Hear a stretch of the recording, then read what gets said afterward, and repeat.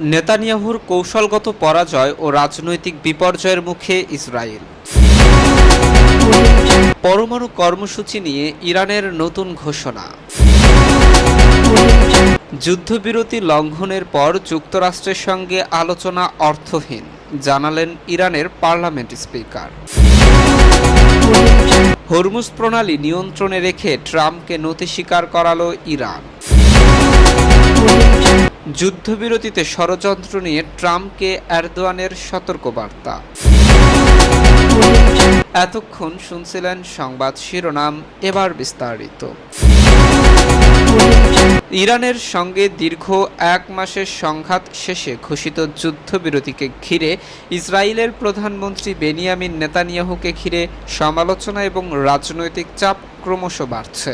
বিশ্লেষকদের মতে এই যুদ্ধে ইসরায়েল তাদের ঘোষিত কৌশলগত লক্ষ্য অর্জনে ব্যর্থ হওয়ায় যুদ্ধবিরতিকে অনেকেই এক ধরনের পরাজয় হিসেবেই দেখছেন। মার্কিন প্রেসিডেন্ট ডোনাল্ড ট্রাম্পের উদ্যোগে হওয়া এই যুদ্ধবিরতিতে ইসরায়েলের ভূমিকা নিয়ে উঠেছে প্রশ্ন। অভিযোগ রয়েছে, গুরুত্বপূর্ণ এই সমঝোতায় তেল আবিবকে কার্যত প্রান্তিক করে রাখা হয়েছিল এবং শেষ মুহূর্তে ওয়াশিংটন নিজস্ব কৌশলে সিদ্ধান্ত নেয়। এতে ইসরায়েলের কূটনৈতিক অবস্থান দুর্বল হয়েছে বলে মনে করছেন বিশ্লেষকেরা।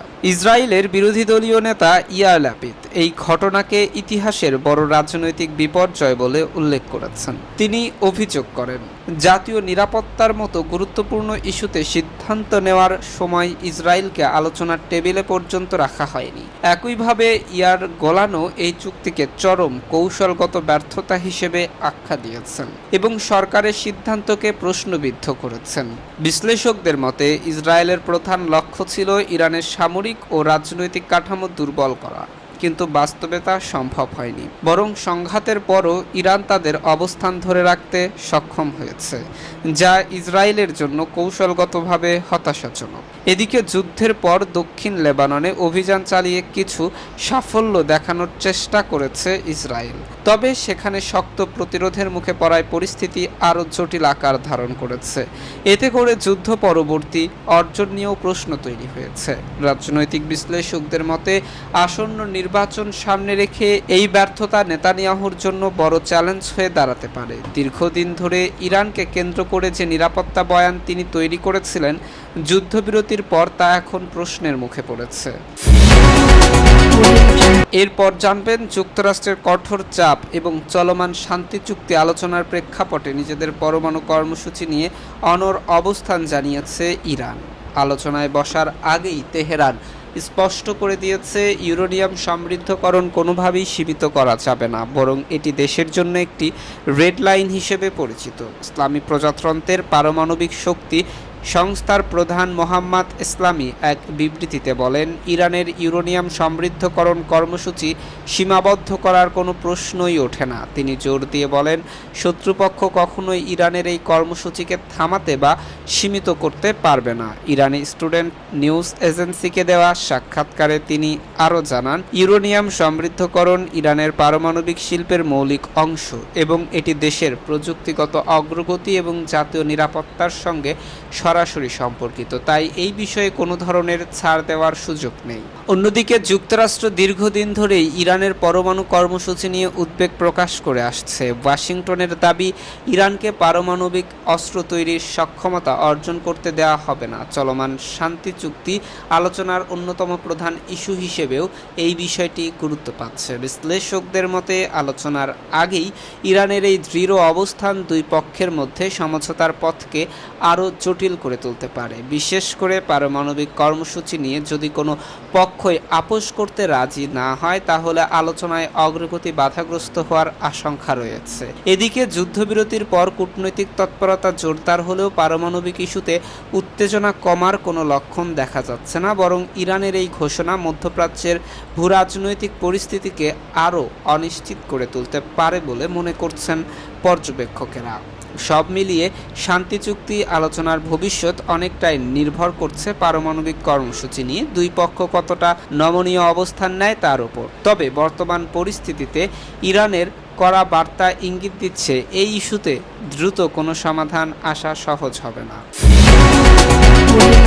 এরপর জানবেন, যুক্তরাষ্ট্রের বিরুদ্ধে প্রতিশ্রুতি ভঙ্গের অভিযোগ তুলে চলমান কূটনৈতিক প্রক্রিয়া নিয়ে কঠোর অবস্থান নিয়েছে ইরান। দেশটির পার্লামেন্ট স্পিকার মোহাম্মদ বাঘের গালিবাফ বলেছেন, বর্তমান পরিস্থিতিতে যুক্তরাষ্ট্রের সঙ্গে কোনো আলোচনা আর অর্থবহ নয় এবং যুদ্ধবিরতির ভিত্তি প্রশ্নবিদ্ধ হয়ে পড়েছে।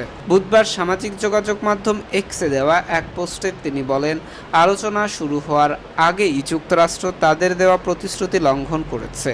ফলে এই অবস্থায় দ্বিপাক্ষিক আলোচনা বা যুদ্ধবিরতির প্রক্রিয়া কার্যকরভাবে এগিয়ে নেওয়া সম্ভব নয়। এর আগে একই দিনে যুক্তরাষ্ট্র ইরানের দেওয়া 10 দফা প্রস্তাবকে যুদ্ধবিরতির ভিত্তি হিসেবে গ্রহণ করে এবং বেশ কিছু গুরুত্বপূর্ণ শর্ত মেনে নেওয়ার কথা জানায়। তবে এই প্রস্তাবের অন্যতম প্রধান শর্ত ছিল সব ফ্রন্টে, বিশেষ করে লেবাননে তাৎক্ষণিকভাবে হামলা বন্ধ রাখতে হবে। কিন্তু বাস্তবে দেখা গেছে এই শর্ত কার্যকর হওয়ার আগেই ইসরায়েল লেবাননে নতুন করে ব্যাপক হামলা চালায়। এতে বহু বেসামরিক মানুষ নিহত এবং আহত হয়েছেন। গালিবাফ অভিযোগ করেন, প্রস্তাবের অন্তত 3টি গুরুত্বপূর্ণ ধারা ইতিমধ্যেই লঙ্ঘিত হয়েছে। প্রথমত, লেবাননের যুদ্ধবিরতির শর্ত মানা হয়নি, যা পাকিস্তানের প্রধানমন্ত্রী শাহবাজ শরীফ সর্বত্র তাৎক্ষণিক যুদ্ধবিরতি হিসেবে উল্লেখ করেছেন।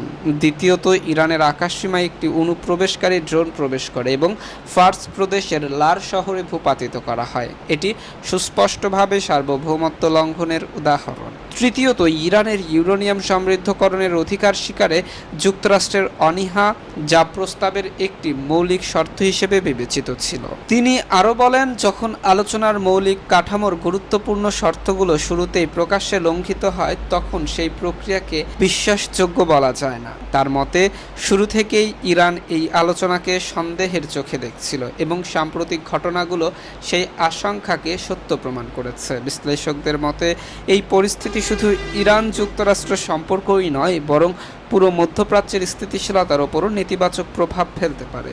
যুদ্ধবিরতি কার্যকর হওয়ার আগেই যদি এমন বিরোধ ও অবিশ্বাস তৈরি হয়, তাহলে ভবিষ্যৎ কূটনৈতিক উদ্যোগগুলোও বড় ধরনের চ্যালেঞ্জের মুখে পড়বে। সব মিলিয়ে যুদ্ধবিরতি নিয়ে অনিশ্চয়তা এবং পারস্পরিক অবিশ্বাসের কারণে অঞ্চলের উত্তেজনা আরও বেড়েছে। ইরানের এই কঠোর অবস্থান ইঙ্গিত দিচ্ছে যে বর্তমান পরিস্থিতিতে একটি টেকসই ও কার্যকর শান্তি চুক্তি অর্জন করা সহজ হবে না।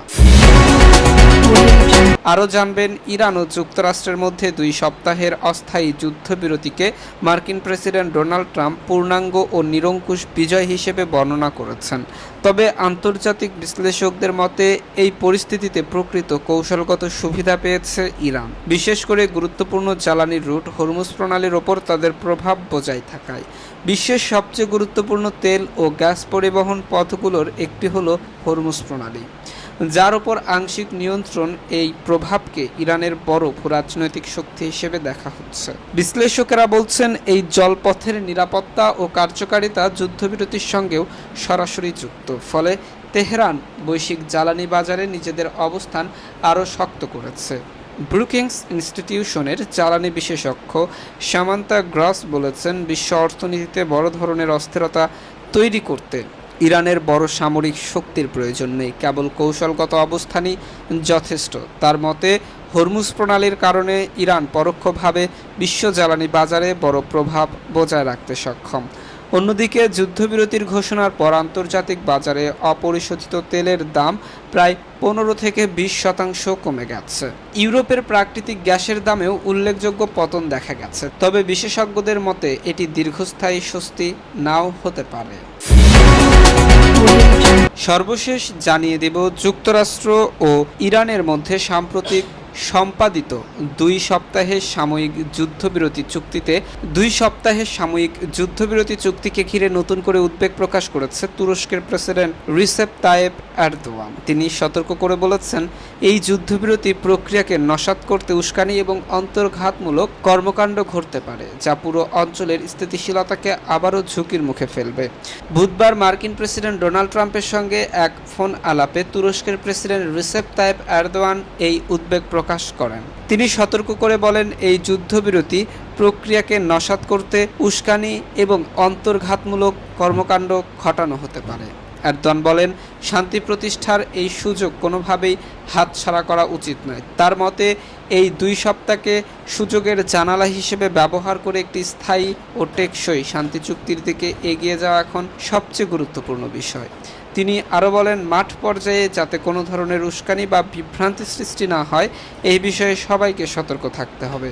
সামাজিক যোগাযোগ মাধ্যম এক্সে দেওয়া এক বার্তায় তুর্কি প্রেসিডেন্ট জানান, গত 40 দিনে তীব্র উত্তেজনা এবং মানবিক সংকটের পর এই যুদ্ধবিরতি বিশ্ববাসীর জন্য একটি স্বস্তির খবর। তবে এই স্বস্তিকে টিকিয়ে রাখতে হলে সব পক্ষকে দায়িত্বশীল আচরণ করতে হবে। তিনি আশা প্রকাশ করেন, কোনো ধরনের বাধা বা উস্কানি ছাড়াই যুদ্ধবিরতি পুরোপুরি কার্যকর থাকবে।